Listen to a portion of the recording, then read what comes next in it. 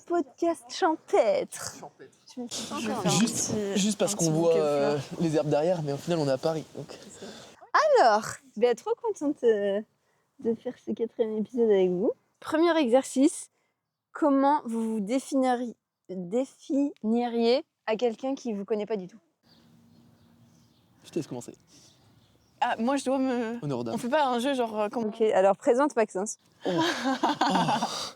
Merde. Ok. Alors, Maxence est un très gentil bonhomme qui cuisine très bien, qui est passionné dans ce qu'il fait. Ça commence pareil que quand tu demandes à une fille comment elle te trouve, c'est pour la draguer. Il est gentil. Et qu'elle te dit comment tu me trouves. Il est gentil. Exactement. Il est passionné, non vraiment, il est passionné de kayak. C'est un très bel athlète qui a fait de belles performances et de nourriture aussi. Et d'ailleurs, il a fait des très belles perfs en cuisine également. Il fait des petites pâtisseries et il est très pointilleux en ce qui concerne tout ce qui est technique et compréhension du geste dans son kayak. Pas mal. Tu as dressé un beau portrait. Merci. C'est bien, non? Ok. Je t'enverrai la facture. J'ai eu peur du début. Hein? Maxence. Alors, comment je décrirais Eugénie? Alors, pour moi, Eugénie, c'est une personne qui passe autant de temps dans son bateau que devant son miroir pour se préparer. Elle ne... J'ai pas dit que c'était mal. Elle arrive à faire rapidement pour être toujours apprêtée dans toute situation. Ok, merci. Elle est apprêtée dans son bateau comme en dehors. Elle prend très soin de s'entraîner correctement comme de ses affaires. Et elle prend très soin de bien manger aussi. Ou de beaucoup manger, je sais pas, l'un ou l'autre. Non, en tout cas, Eugénie, c'est une personne qui est très vivace, qui va pas louper une occasion pour te clasher, mais aussi pour te lancer des petits compliments parfois. Ah, merci de le reconnaître. Je le reconnais. Merci. Et voilà. Et il faut savoir que Eugénie, la petite anecdote, c'est qu'il faut toujours qu'elle ait un petit Kinder Cards pas loin pour les breakdowns, les mental breakdowns qui sont inopinés et réguliers. J'ai un peu innové parce que d'habitude je choisis un peu mes questions par rapport à mes interlocuteurs et mes invités. Et là, j'arrivais pas à faire un choix. Du coup, il y a vraiment une dizaine de questions dans le bowl. Et on va en tirer que... il est quelle heure? Ok, faut pas que ça dure plus d'1 heure. On va en tirer 3 ou 4 s'il y en a une qu'on répond très vite. Allez. Ok, qui commence par tirer la première question? Toi, t'as regardé, c'est Maxence. C'est la question où Margot disait « J'espère pas que ça va tomber sur ça ». Alors, si vous voulez pas répondre à celle-là, on change. Bah écoute, moi j'ai tiré ça, je réponds à ça. La dernière chose que tu fais avant un départ. On répond d'abord sur l'ardoise. La dernière chose. Pour pas se couper la parole. Je commence déjà à copier alors qu'il n'y a rien marqué. Est-ce qu'on peut lister Comment t'as effacé? Est-ce qu'on peut mettre une liste de dernières choses qu'on fait ou pas? Oui. Ok. Là, je vais raconter. Attends. Répète mes mots importants, calme, puissant. Non, mais... Bah ouais, c'est la dernière chose que je fais. Des imbues mes lentilles. Comment tu fais ça? Je fais comme ça, là. Heureusement qu'on a dit la dernière chose. Hein. Eugénie, commence. Décris-nous tes 4 dernières choses que tu fais avant un départ. Alors, donc, pour vous mettre dans le contexte, avant un départ, donc on est dans notre couloir, on a la casquette de départ qui est juste devant nous. Et le starter, il est en train de dire un peu les noms des participants de la course. Et donc, à ce moment-là, moi, j'essaie toujours à un moment de sourire parce que je me dis quand même, je fais de la compète et c'est fun. Et ça me met toujours dans un bon état d'esprit mental. Et dans ma tête... tu te forces un peu ou pas? Genre, tu te dis, là, il faut que je souris. Bah ouais, mais par contre, après, je souris 2 secondes et après, je souris naturellement. Tu vois ce que je veux dire ou pas? Est-ce que quand il n'y a pas de caméra, tu souris aussi? Mais je souris tout le temps, moi. On sait jamais. En fait, je vis pour les caméras. On sait jamais s'il y en a une autour. S'il y en a une qui est braquée sur moi, moi je souris, tu vois. Et donc après, dans ma tête, je me dis it's showtime. Est-ce que tu vois un petit bonhomme qui fait genre it's showtime? Non, je me dis un peu genre, tu sais, ça s'ibite genre it's showtime baby, tu vois, un truc comme ça. Okay. Vraiment premier degré par contre. En fait, je sais pas, ça me met pareil dans un bon mood et dans une bonne vibe de me dire que je vais faire un peu du show pour les spectateurs qui sont parfois peu nombreux. Mais ouais, j'essaye de me booster un petit peu comme ça, en prenant du recul sur l'enjeu de la course, etc. Et en me disant, voilà, je vais plus m'amuser, je vais plus faire du pestacle qu'autre chose. 3e étape, pas des moindres. je désembue mes lentilles, parce qu'en fait, je porte des lentilles de contact et parfois avec le vent, en fait, ça devient un petit peu flou.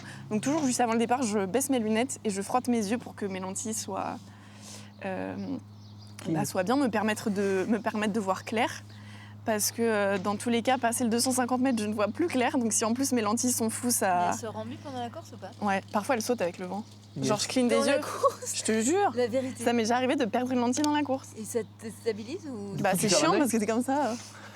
Oh wow. Putain, je savais pas qu'il se passait autant de trucs dans tes yeux pendant une course. Mais en fait avec le vent, ouais, ça fait une espèce de bulle d'air et je cligne des yeux mais ça arrive pas souvent. Et après, donc j'adopte une position très offensive dans mon bateau. Donc je mets mon bassin vers l'avant, mes épaules aussi devant, je me mets dans la casquette de départ et dans ma tête je me dis méchante.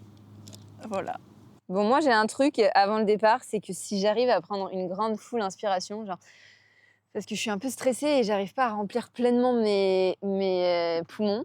Et par contre, quand j'arrive juste avant le départ à remplir tous mes poumons, je me dis, ok, là, ça va bien se passer. C'est un peu mon... Bah, si ça arrive pas, j'essaye jusqu'au bout.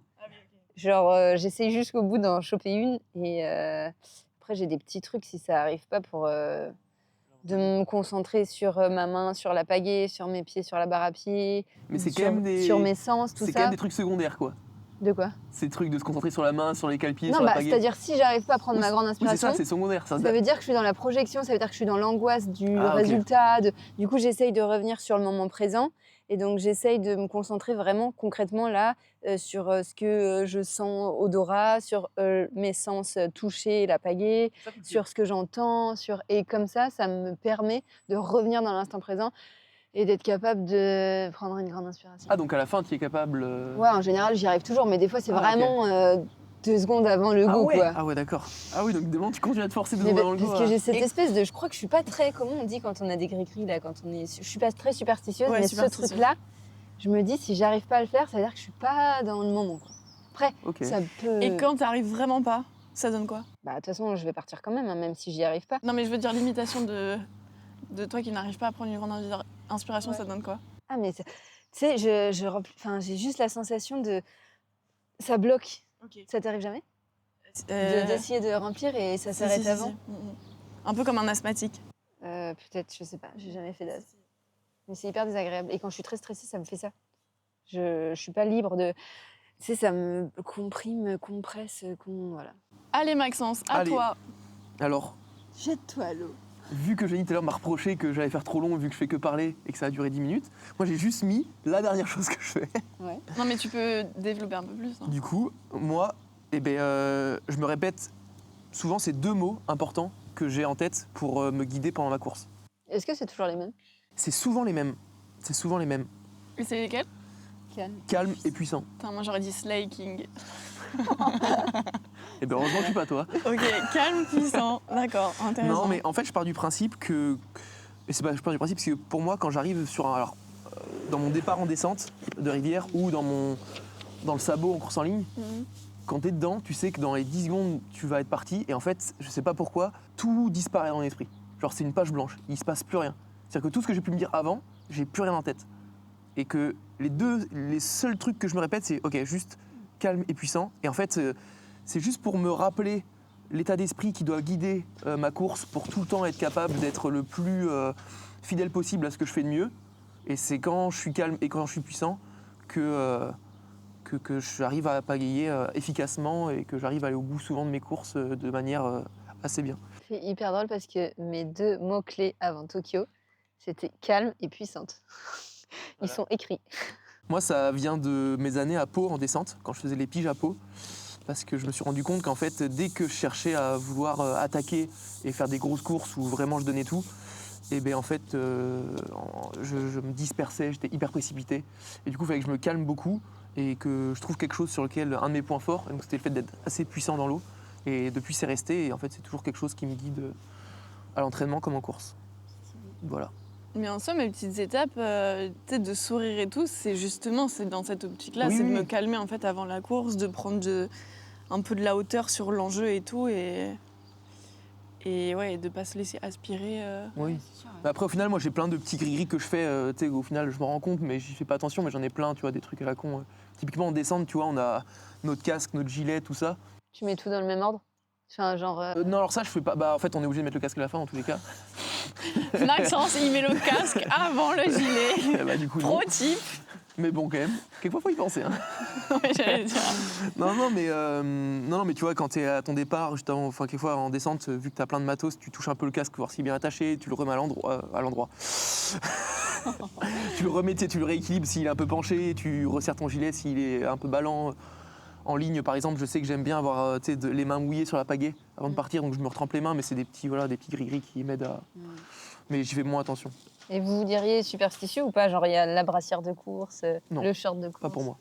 Bah, moi, en fait, c'est pas parce que je suis superstitieuse, mais c'est vrai qu'il y a des fringues que je préfère mettre les jours de course. Plus en confort et en glisse. Exactement. En fait, Oui, la ça brassière, raconte, c'est par exemple, j'ai des brassières qui sont un peu plus serrées que d'autres.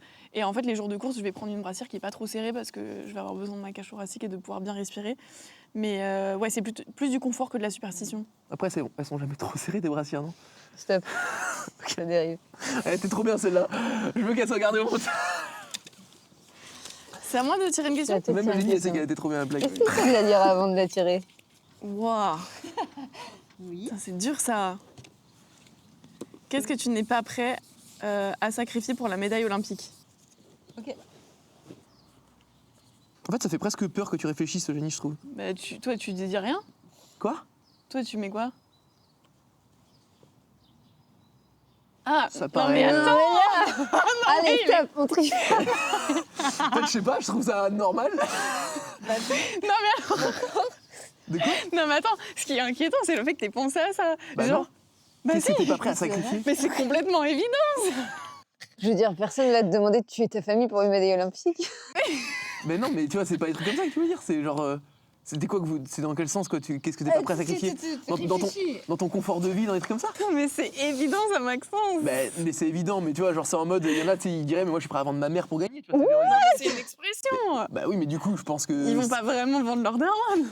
Bah, de moment, je pense qu'il y en a qui se demandent. Non, Oh Mais non, là là. non, mais bien sûr que ça se pose pas comme question, mais pour moi, en fait, c'est dans ce sens-là. En fait, je vois pas jusqu'où, du coup, jusqu'à quel point, tu vois, la question va. Margot, elle a dit exactement ça. Elle a dit, mais Maxence, il va dire rien, il est prêt à tout. Non, mais pour moi, c'était en mode, tu sais, pour moi, c'était la même question que, genre, pour combien tu fais ça, tu vois. Pour moi, c'est dans le même sens que des trucs comme ça, tu C'est vois. en mode, qu'est-ce que t'es pas prêt à faire? Qu'est-ce que t'es pas prêt à faire pour la perf? Allez. Allez. Moi, j'ai mis des petits traits en dessous parce que je suis vraiment pas sûr de moi. Oh là là. Non, mais tu vois. Mais moi, j'ai mis me doper. Alors, c'est Léa qui m'a donné la réponse parce que du coup, j'avais pas mis ça à la base. Non mais il avait mis la famille. Tu sais, tu peux sacrifier tes Non, liens mais familiaux. sacrifier. Ah, quand ok, même, ok, le ok. sens- Donc, t'es Le sens donc premier t'es de pas prêt sacrifier, à c'est- te couper de ta famille Pour gagner. pour gagner. T'es pas prêt à... Genre, ça veut dire quoi? T'es pas prêt à partir à l'autre bout du monde? T'es pas prêt... Partir à l'autre bout du monde, ça serait pas couper ses liens. Arrêter de parler à Oui, ta c'est ça. famille. Imaginons que tu dois. Imaginons qu'on te dit tu dois partir dans un temple bouddhiste et tu ne dois plus jamais parler à ta famille, tu vois, pour t'entraîner à fond et gagner. Et en gros, tu les revois plus. Par et tout. exemple, entre un entraîneur qui te demande de... Mais si jamais tu fais ça, sortir- c'est pas vraiment sacrifier ta famille, hein, c'est leur rendre service. Hein. Alors, Donc, t'es quand me même pas doper. prêt à te doper, si t'as un petit Alors, doute. J'ai mis des petits trucs un peu où j'ai des doutes. Mais non, mais parce que le dopage, là, forcément, je me dis, mais en fait, j'ai des valeurs quand même sur lesquelles j'ai pas envie de transgresser sur l'entraînement, sur la performance et tout. Et à la fois, en bodybuilding, les mecs qui font du bodybuilding, qui se font Mister Olympia et tout, ils sont tous dopés, ils sont tous hyper chargés et en fait ça fait partie du sport. Ils le reconnaissent pas forcément tous devant une caméra ou quoi, quoique maintenant c'est de plus en plus libéré la parole sur ça, mais ils sont tous chargés, ils prennent des produits dopants pour, voilà, c'est la compétition, c'est tout. Et donc au final c'est reconnu et ils sont obligés de le faire. Et le truc c'est que quand même en kayak ça arrive, il y a des gens qui se font prendre, dans d'autres sports, le cyclisme, mais enfin dans plein de sports qui sont très athlétiques, il y a des gens qui sont pris pour dopage. Donc en fait, dans ces sports où le dopage n'est pas reconnu comme quelque chose qui est courant pour réussir, il est quand même présent. Et en fait, du coup, c'est quoi la différence entre le bodybuilding où les mecs ils font que se doper pour gagner, mais ils le font tous, et du kayak où tu en as certains qui le font, qui gagnent ou qui gagnent pas, enfin après on va pas donner de nom ou quoi, mais qui se dopent, qui font des résultats, et au final les autres ils continuent à essayer de courir après une médaille alors qu'ils le sont pas. Donc, t'es pas prêt à transgresser les règles. Là, aujourd'hui, nous, Moi, c'est pas autorisé, du coup, voilà. t'es pas prêt à le faire. C'est ça. Mais par contre, t'es prêt à quand même mettre en péril ta santé. Parce que se doper... Bah, Et son intégrité aussi quand même un peu. Bah oui, ma santé, mon intégrité physique, ma santé. Mais oui, en tout cas, ce qui est sûr, c'est que moi, une chose que j'aime dans le sport, c'est justement le fait qu'il y ait des règles et le fait que tout le monde à la base a la même chance de réussir quand tu es sur une ligne de départ. Ça, on peut en discuter, c'est encore un peu philosophique, mais en tout cas, quand tu es sur une ligne de départ, à partir du moment où tout le monde s'est entraîné selon les règles et sans dopage, et bien en fait tout le monde a autant de chances de réussir une bonne performance. Après, le fait de mettre sa santé en jeu en se dopant, dans tous les cas, même si tu ne dopes pas, on met déjà notre santé en jeu. Enfin, tu vois là, le fait que je me déboîte des épaules, que je me casse une côte liée à la fatigue, tu vois, ma santé, elle en pâtit déjà. Alors ça, c'est toi, hein, parce que moi, il m'est jamais rien arrivé. Oui, certes, mais tu vois, est-ce que tu n'auras pas sans doute des problèmes de dos plus tard? Est-ce que, tu vois, il n'y aura que le temps qui va nous le dire. Mais il y a quand même beaucoup d'athlètes qui ont des problèmes après leur carrière de santé, qui ne sont pas forcément très graves, mais qui sont quand même impactants dans la vie de tous les jours. Et donc au final, on met déjà notre vie et notre santé en jeu quand on fait du sport de haut niveau, à s'entraîner autant qu'on s'entraîne et à pousser nos corps un peu à leur limite tout le temps. Bah voilà. Donc on est déjà en train de un peu de se couper un peu quelques parties de notre vie via la santé. Je sais pas, c'est un débat assez philosophique et sur le dopage, sur tout ça. Et je sais. Qu'est-ce que tu penses du mec qui voulait créer les Jeux Olympiques des dopés? Je pense que ça arrangerait pas la chose, tu vois. Je sais plus, j'avais vu un article d'un mec, justement, je crois que c'était un gars qui venait du bodybuilding, et il voulait créer un peu une compétition qui soit équivalente aux Jeux Olympiques, mais pour les dopés. Et en fait, je m'étais fait la réflexion que, bien sûr, c'était une hérésie, mais que, un peu tragiquement, c'était la seule manière d'être égaux, d'être parfaitement égaux. Je pense que la seule Bah non, même pas, parce qu'il faut avoir accès à des produits qui coûtent cher et que Oui, tout oui. le monde n'est pas égaux dans ça. Oui, non, c'est vrai. Oui, mais ça, Mais c'est je veux dire, déjà, en termes de ça, c'est performance. déjà aussi une base en kayak, tu vois. Et là, c'est surtout, faut être égaux dans la connerie, quoi. Ah non, mais je sais, mais Ouais, mais tu vois- c'est une super mauvaise idée. Non, mais au final, C'est le super bodybuilding, mal. c'est aussi ça, hein, tu vois. C'est-à-dire que les bodybuilders, ils se détruisent la santé en faisant ça, mais pour autant, ils sont tous égaux parce qu'ils ont tous le droit de prendre les produits qu'ils veulent à la fin, tu vois. Donc, c'est un peu à celui qui pourra endurer le plus des produits hyper violents, il gagnera peut-être, c'est même pas sûr. Mais en tout cas, en soi, je trouve ça bête parce que dans tous les cas, si tu fais une ligue sans dopage, une ligue avec dopage, en fait, c'est déjà ce qui se passe maintenant, c'est que la ligue sans dopage, tu auras toujours des dopés. Parce qu'en fait, l'important, Oui. à la fin, c'est de vouloir Ouais, c'est gagner sûr. et les mecs, ils vont tout faire les tricheurs, ils vont tout faire pour essayer justement de gagner, même en se disant pas dopé. Mais c'est ce qui se passe déjà en bodybuilding. Non, mais par contre, si tu autorises tous les produits pour le sport, en fait, là, t'es sûr que dans tous les cas, t'en es pas un qui soit moins dopé que l'autre, quoi. Mais bon, non, mais c'est un débat sans fin, et puis c'est triste. C'est juste triste d'en arriver là. Moi, je me suis rendu compte à mon grand dam, et je l'ai pas forcément bien vécu, que j'étais pas prête à plein de choses pour atteindre le très très haut niveau. Genre, j'ai souvent hésité parce qu'on m'a beaucoup mis face à ça, peut-être que si j'arrêtais de travailler et que je me concentrais que sur le kayak, je pourrais gagner des secondes, des centièmes, de la récup, tout ça. Et je me suis beaucoup questionnée là-dessus, mais je crois que j'avais vraiment besoin de pas mettre tous mes œufs dans le même panier pour à la fin d'une saison, quand j'ai foiré ma saison sportive, je puisse quand même faire un bilan positif sur d'autres trucs en fait. Et pour moi, c'était trop dangereux de faire que ça et d'avoir que ça qui fait ma réussite ou non de l'année. Donc j'ai jamais fait que du kayak. Et il y aura toujours la question est-ce que si. Mais je crois que ça faisait partie de moi et que si je le sentais pas, c'est que ça devait être ainsi. Et c'est pareil pour un lieu de vie où je me sens bien. Quand le pôle c'était vert et que je devais revenir à vert, vraiment j'ai ressenti dans mes tripes que j'allais pas être bien et que pour moi, je préférais miser sur une ville où je me sens bien et que je préférais mettre ça en priorité plutôt que d'aller peut-être dans un lieu où il y avait en tout cas les bonnes personnes pour la perf ou en tout cas on me demandait d'aller. Et le dernier truc, c'est mes valeurs, parce que je suis pas capable de tricher, de mettre en danger ma santé, de perdre ma relation, mon relationnel aux autres, etc. Donc en fait, il y a beaucoup de choses et je sais pas si c'est bien. Je sais pas si on peut atteindre la très haute performance en ayant en n'étant pas prête à faire ces concessions-là. Mais en tout cas, moi, j'ai pas réussi. Moi, je suis d'accord avec toi sur le double projet. En fait, je trouve que c'est un bon moyen. En fait, je pense qu'il y a deux catégories de personnes. Il y a des personnes qui, pour être performants, doivent se focus que sur un truc. Et il y a d'autres gens qui ont besoin justement d'avoir un équilibre et qui ont besoin de faire des études, de travailler, etc. à côté. Pour plusieurs raisons. Parfois, ça peut être, comme Léa l'a dit, en fait, d'avoir pas tous les œufs dans le même panier et de pouvoir en fait, se dire j'ai autre chose que le kayak dans ma vie. Et parfois, c'est pour justement pour faire baisser un peu la pression sur sur le projet sportif parce qu'en fait, quand on a quelque chose qui nous prend du temps et qui nous occupe aussi l'esprit, ça permet de moins cogiter en fait parfois sur ce qu'on fait. Et parfois, c'est même bénéfique en fait parce qu'on perd moins de jus à cogiter, à douter, etc. On a juste la tête occupée sur autre chose. Et donc parfois, c'est dans la recherche d'équilibre. Mais je pense que là-dessus, il y a vraiment genre 2 catégories de personnes.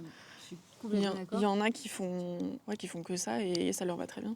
Et moi, j'ai toujours considéré, enfin, mon modèle, c'était quelqu'un de monocentré, dédié. Enfin, quand je me représentais un champion ou un sportif de haut niveau, mon modèle, c'est-à-dire le but à atteindre pour vraiment me sentir sportif de haut niveau, c'était la représentation de quelqu'un qui fait que ça, qui a que ça comme passion et qui est hyper investi, comme tu peux l'être, comme Cyril peut l'être. En fait, j'avais une représentation vraiment. Et c'était dur parce que je voyais le décalage entre comment moi j'étais et comment j'aspirais ou comment je me serais peut-être sentie plus sportive de haut niveau. Mais je suis complètement d'accord qu'il y a ces deux. Et je pense aujourd'hui que c'est possible de réussir dans les 2 cas de figure. Je pense que l'important, c'est d'écouter en fait son plaisir de vie et ses passions. Et en fait, parce que la base, le kayak, on fait ça pour le plaisir. On n'a jamais eu de chance de gagner réellement de l'argent grâce à ça ou même pas vraiment de reconnaissance. Il y en a qui en ont eu parce qu'ils ont fait de très bons résultats et c'est une chance, mais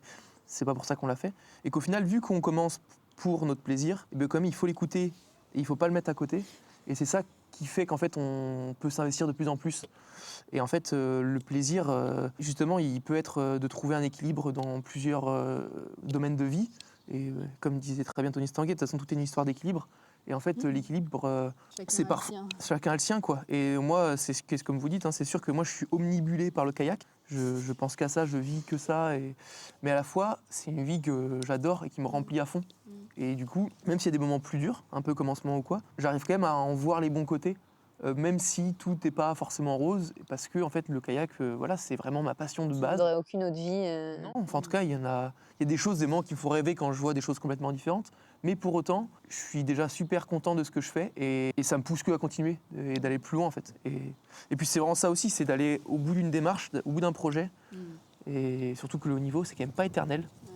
Et une fois qu'on est arrivé au bout, parce que soit notre tête ou notre corps nous le dit, bah faut être capable justement, via notre plaisir, notre passion, de se dire bon ça y est, on ferme la porte.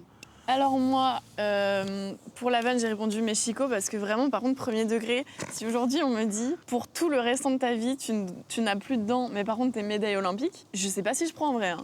La vraie réponse, c'est ma santé mentale. Ça, c'est vraiment un truc. Je trouve que, en fait, avec les années d'expérience, etc., je me rends compte que parfois il y a des situations qui font que ça nous coûte trop au niveau mentalement, au niveau de l'épanouissement personnel, etc. Et ça, aujourd'hui, j'ai l'impression que, en fait, pour être performant dans tous les cas, il faut se sentir bien dans ses baskets. Et j'ai l'impression qu'en fait, dans tous les cas, de sacrifier ma santé mentale, ça me desservirait pour être performante. Mais par contre, si là, aujourd'hui, on me disait tu dois devenir complètement folle, mais tu as une médaille olympique, je dirais non, parce que je pense que c'est trop important. C'est quelque chose qui a beaucoup été mis de côté dans le milieu sportif. Et je pense que pour moi, la priorité, ce sera toujours de me sentir bien. Et en fait, j'ai 26 ans, j'ai vécu 26 ans sans médaille olympique, je me porte très bien. Donc je me dis, en fait, certes, toute ma vie, quasiment, elle est orientée vers ça. Mon objectif, c'est ça.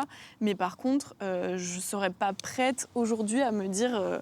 en fait, je vais sacrifier mon état mental pour une médaille olympique. Mais après, est-ce que aussi, tu vois, le fait de faire du kayak à haut niveau, ça aide pas aussi à avoir quelquefois une bonne santé mentale ? Le fait de t'apprendre des choses sur toi-même dans les moments compliqués. Ça, je suis d'accord, mais par contre, il y a des choses, je pense, dans le milieu sportif, qui sont parfois qui maltraitent la santé mentale, clairement. Des comportements qui sont abusifs, que ce soit... physique, psychologique, etc. Et ça, en fait, c'est un truc que je ne suis pas du tout prête à tolérer, même si jamais ça doit mener à une médaille olympique. Je ne sais pas ce que vous en pensez. Ouais. Là, du coup, c'est souvent les autres par rapport à toi-même. Oui, ou même moi par rapport à moi, comme disait Léa, d'être dans un endroit où vraiment je me sens... Et encore, je dis ça, mais c'est vrai que là, ça fait... je sais que... Vers, c'est pas forcément l'endroit que j'aurais choisi moi si j'avais eu à choisir vraiment mon lieu d'entraînement idéal. Mais ouais, vraiment dans un endroit où j'ai pas mes amis, j'ai rien qui me rattache, je pourrais pas y aller parce que je pense que ça me coûterait trop mentalement, je me sentirais trop mal en fait. Mais là, le fait que ce soit du court terme, tu peux faire ça, quoi. Oui, c'est ça, c'est que il y a quand même des avantages à être là, même si c'est pas mon endroit, on va dire, idéal, il y a des avantages à être là. Mais par contre, il y a des trucs ouais, que je suis pas, enfin que je pourrais pas tolérer. Là aujourd'hui, on me dit en fait il y a un coach qui te mène jusqu'au podium olympique. Mais par contre, en fait, je sais pas, il va être hyper, avoir des propos hyper problématiques, genre je sais pas, me dire que je suis grosse H24 ou me traiter comme de la merde pour me pousser dans mes retranchements, ça sera non quoi. Vas-y, troisième question, à toi de tirer. À toi de tirer. Vous voulez qu'on choisisse ensemble la dernière ou pas? Oui. Parce qu'il y en a plein. Vas-y. Alors, la question, c'est quelle est l'influence des réseaux sociaux sur votre perf? 1, 2, 3. Ah putain. Oh, je m'attendais pas à ça. Ah non, bah moi j'ai mis l'inverse. Fais voir, ça a mis quoi En toi? direct, bah moi j'ai mis pression. Et bah en fait, ouais, bah, attends, je vous expliquerai. Attends, pardon, t'as mis quoi? Moi j'ai mis Indirect, influence responsable. indirecte sur la perf. Ah, ok. Et j'aimerais bien parler du terme de responsabilité. Voilà. Je commence? Vas-y. Ok. Alors pour moi, les réseaux sociaux, ça a une influence indirecte sur ma performance du coup. Parce qu'aujourd'hui, en fait, on sait que être sportif de haut niveau, c'est un métier à part entière, clairement. Et on nous demande justement d'exceller dans notre sport, d'être carré sur tous les aspects, on va dire, de notre vie, l'hygiène de vie, l'alimentation, etc., etc. Mais aussi, on nous demande d'être un bon communicant, de savoir nous vendre, etc. Et l'enjeu là-dedans, c'est en fait de trouver des sponsors et des partenaires qui puissent nous aider à financer nos saisons. Parce que on fait un sport amateur et qu'aujourd'hui... alors moi, j'ai la chance de faire athlète au Bataillon de Joinville et c'est eux qui me permettent aujourd'hui d'être une athlète professionnelle. Mais voilà, il me faut aussi des partenaires pour financer mes saisons. Et aujourd'hui, on sait très bien que les partenaires, ils regardent beaucoup en fait ce qui se passe sur les réseaux sociaux, comment on communique sur les réseaux sociaux, parce qu'en fait, eux, l'enjeu, il est aussi là-dessus. Donc en fait, en communiquant et en parlant de mon sport sur mes réseaux, je montre qui je suis, ce que je fais, et en fait, ça donne envie à des partenaires et des sponsors de me rejoindre pour mon aventure, on va dire. Et c'est grâce à ça que parfois, je peux faire, que tout le temps, je peux faire des stages d'entraînement, que je peux financer du bon matos, de l'alimentation de qualité, etc., etc. Donc ça a forcément un impact sur ma performance. Et le deuxième point, c'est en fait, pour moi, je parle de responsabilité parce que j'ai entendu beaucoup d'athlètes dans les équipes de France en canot-kayak sprint. Voilà, entre nous, on parle du fait que notre sport, il est peu médiatisé, etc. Et en fait, pour moi, on ne peut pas se plaindre que les médias ne parlent pas de nous et que notre sport n'est pas médiatisé si on ne fait pas notre part du boulot pour communiquer dessus et essayer de mettre ce qu'on fait en avant. Et en fait, moi, je vois que parfois, quand je poste des vidéos, il y a des gens qui ne connaissent pas le sport, qui découvrent le sport grâce à mes vidéos et qui disent « Oh là là, c'est génial, qu'est-ce que c'est ce sport ?» etc. et qui s'y intéressent. Et je me dis que comme ça, on va donner un petit peu l'élan pour faire connaître notre sport et puis pour que ça va donner aux gens envie de s'y intéresser et puis aussi peut-être aux médias, etc., etc. Voilà. Qu'en pensez-vous? Je suis d'accord avec cette histoire de responsabilité et qu'il faut qu'on s'empare de la chose parce que ça passera forcément par les athlètes, c'est sûr. En fait, moi, j'ai mis 2 mots parce qu'au début, vraiment, ça me mettait de la pression d'annoncer mes résultats ou mes courses. C'était vraiment quelque chose, genre, en tout début de carrière, quand je m'alignais sur une course, je me disais, oh là là, si je me plante, qu'est-ce que je vais écrire sur mon post, quoi. Vraiment. Je vois ce que tu veux dire. Et c'était une vraie pression. Et aujourd'hui, maintenant que je suis plus je sais pas, en décalage ou En accord avec ce que t'es via les réseaux. Mais c'est qu'en gros, tu ne vis plus par rapport à ce que tu vas transcrire sur les réseaux. En fait, j'ai réussi à prendre un pas de côté en me disant que tu mets ce que tu penses que ce que tu ressens. Pas ouais. ce que tu aurais envie qu'il arrive. Oui, voilà, c'est ça. Ouais. Mhm. Et du coup, c'est pour ça que je trouve que c'est du partage. Et aujourd'hui, limite, je regrette de ne pas avoir plus partagé parce qu'en fait, c'est maintenant que je me rends compte à quel point on a une vie extraordinaire quand même.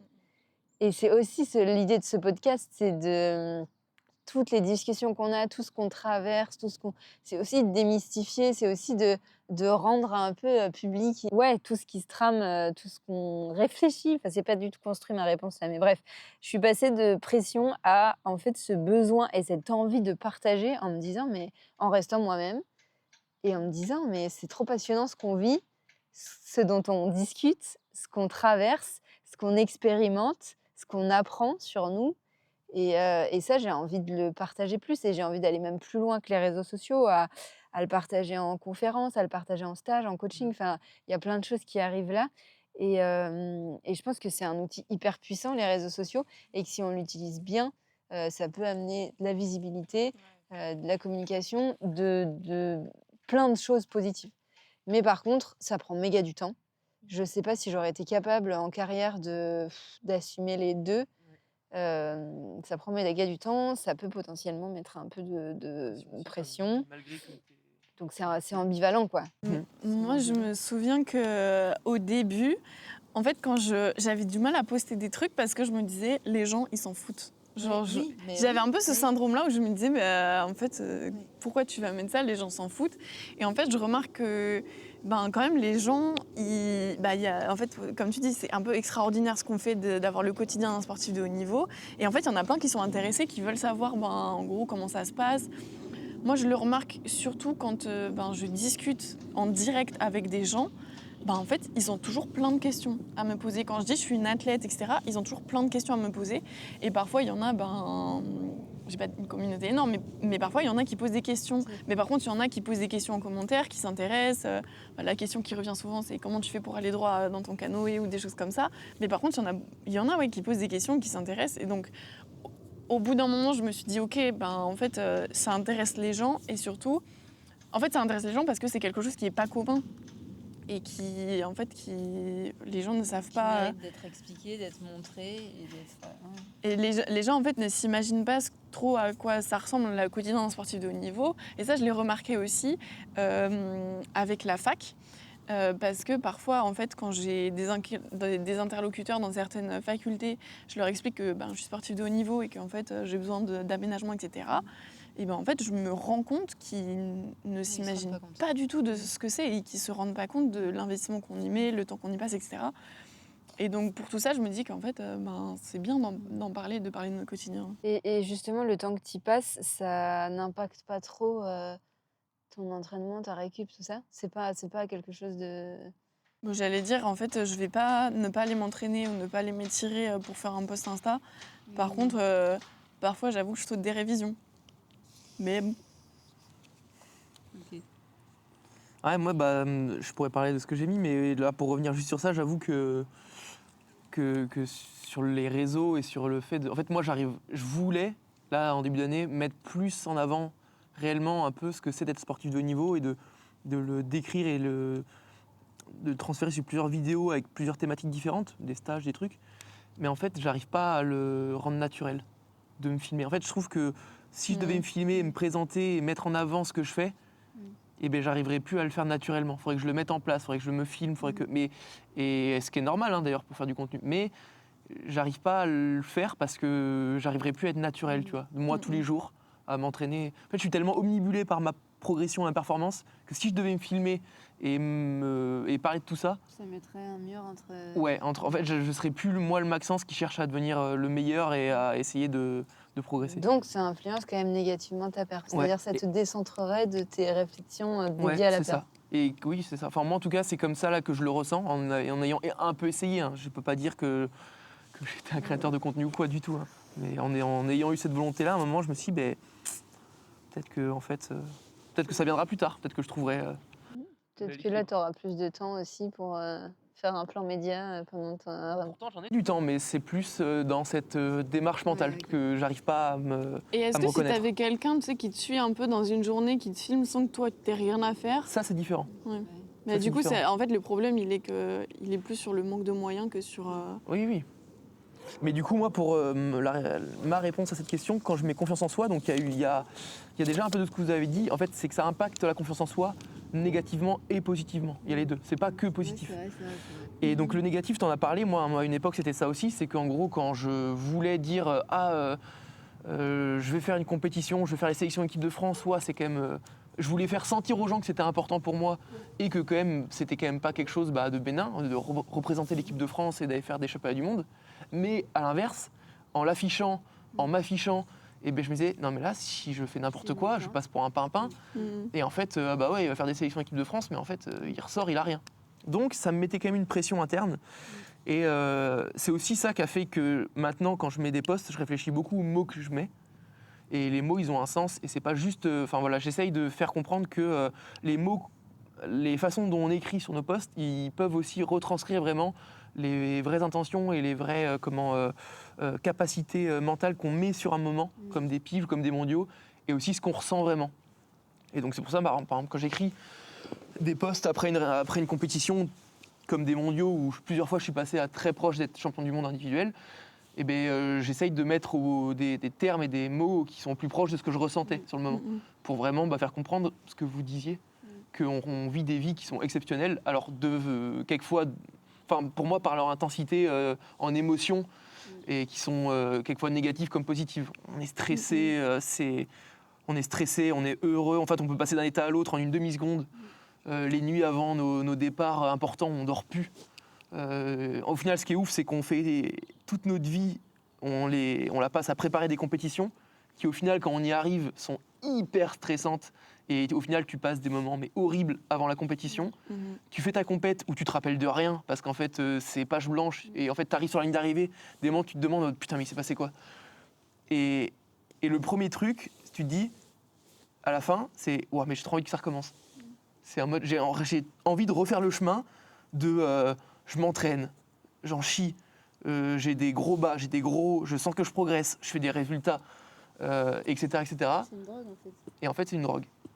Et c'est Moi, pas j'ai que positif. deux questions qui me viennent. Est-ce que des fois tu penses à ceux qui peuvent, à un poste qui peut potentiellement être mal perçu? Par exemple, quand tu postes, toi en larmes, parce que tu es vice-champion du monde à 3 millièmes, pour quelqu'un comme dans la communauté de génie, il y a pas que des gens de haut niveau, loin de là, il y a pas que des gens du kayak et de l'extérieur, les gens peuvent se dire, Oui, enfin, ça va, il a mais une médaille, c'est- il a 3 millièmes et il est 300e Ouais.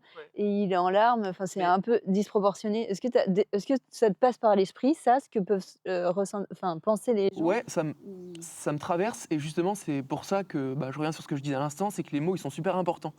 Et les idées, les sensations, les intentions que tu veux transmettre dans ces postes-là, ils sont super importants parce que justement, ça peut paraître arrogant ou alors quand même hautain de pleurer alors que tu es quand même médaillé mondial. Mais en fait, typiquement pour cet exemple-là, moi, je mets ma vie en jeu, entre guillemets, mais je m'investis corps et âme pour ces résultats, essayer d'être champion du monde, d'aller aux Jeux Olympiques, de décrocher une médaille olympique. Et quand tu passes à un rien en t'ayant engagé totalement corps et âme pour ce truc-là et que tu n'y arrives pas, et bien en fait, c'est comme dans tous les métiers, dans tout ce que tu fais dans la vie. En fait, c'est pas que le kayak et que le kayak de haut niveau, dans n'importe quel sport. Si tu t'investis en musculation, dans un dossier au bureau, dans n'importe quoi, et que tu y mets énormément d'intérêt et qu'à la fin, ce que tu rends n'est pas à la hauteur de ce que tu voulais et ne suscite pas autant d'intérêt ou quoi, ou pour toi comme pour les autres, que ce que tu voulais, t'es déçu et t'as le droit de l'être. Et en fait, ça, par contre, il faut justement, il faut le dire et il faut, mais ça fait partie des émotions qu'on vit. Et en fait, les émotions un peu négatives comme la tristesse, à la fin, elles sont pas si négatives que ça. Parce que moi, en ayant pleuré et vécu tout ce que j'ai vécu, en bon comme en positif, comme en négatif, en fait, j'ai appris plein de choses sur moi aussi. Et c'est sûr que j'aimerais bien avoir cette médaille mondiale, cette médaille d'or. Mais peut-être que c'est pas pour maintenant. Et au final, je donne tout ce que j'ai. Et pour moi, c'est ça l'important. Et à la fin. Mais en tout cas, ce que je voulais juste revenir sur la confiance en soi, c'est que ce que tu postes sur les réseaux aussi, parfois, ça te galvanise. Justement, quoi ? Les likes? Les likes, le fait de dire je vais là-bas, je vais être une machine, je vais y arriver, je sais pourquoi j'y vais. ou alors j'ai réussi, enfin, etc. Le dire autrefois, ça t'engage et aussi ça te pousse quelquefois à te dépasser. Presque en fait comme si les gens qui étaient derrière le téléphone ou l'ordi ou quoi sur les réseaux, tu t'engageais auprès d'eux pour ce résultat-là. Alors qu'au final, tu es engagé auprès de toi-même, mais le fait de l'afficher, ça te galvanise et ça te pousse encore à te dépasser, tu vois, comme s'il fallait que tu assumes ce que tu as dit. Et alors moi, c'est pas forcément comme ça que je fonctionne, mais c'est un exemple que j'ai en tête. Et du coup, je sais que ça existe, et du coup, je me dis, en fait, oui, les réseaux, ça peut vraiment t'impacter en fonction de comment est-ce que tu fonctionnes dans ta performance.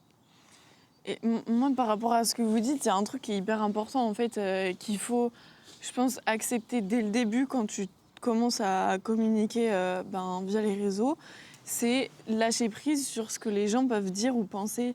Parce qu'en fait, il y aura toujours... vous voyez bien, les gens, comment ils peuvent être, ils sont sur leur canapé, ils vont dire Usain Bolt, je peux courir plus vite que toi, ou des choses comme ça. Et en fait, c'est important de lâcher prise là-dessus avant même de s'exposer, parce que tu sais jamais comment les gens ils peuvent réagir. Parfois, ils sont méchants. T'as pas été confronté à ça. Ouais, c'est toujours compliqué. Oui, c'est vrai. Un live, c'est un cheminement en live quand même. Oui, non, mais oui, c'est vrai. Mais par contre, en tout cas, quand tu es confronté, il faut lâcher prise, parce qu'en fait...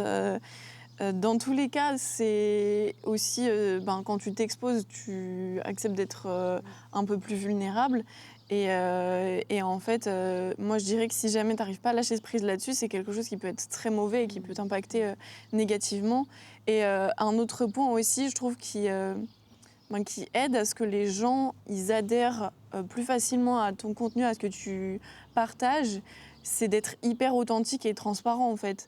Quand on partage, quand on décide de partager nos trucs, on accepte de partager les bons résultats comme les moins bons, de partager tous les aspects, on va dire, de notre vie, même quand c'est pas parfois ce que les gens peuvent s'imaginer des sportifs de haut niveau. Je pense... en fait, je vois parfois certains athlètes qui essayent qui partagent des trucs sur les réseaux, mais qui montrent un peu que le bon côté, ou que quand ils font tout bien parfaitement, des choses comme ça. Et parfois, je me dis que ça peut être dommage, parce que déjà, c'est un peu une pression de leur côté.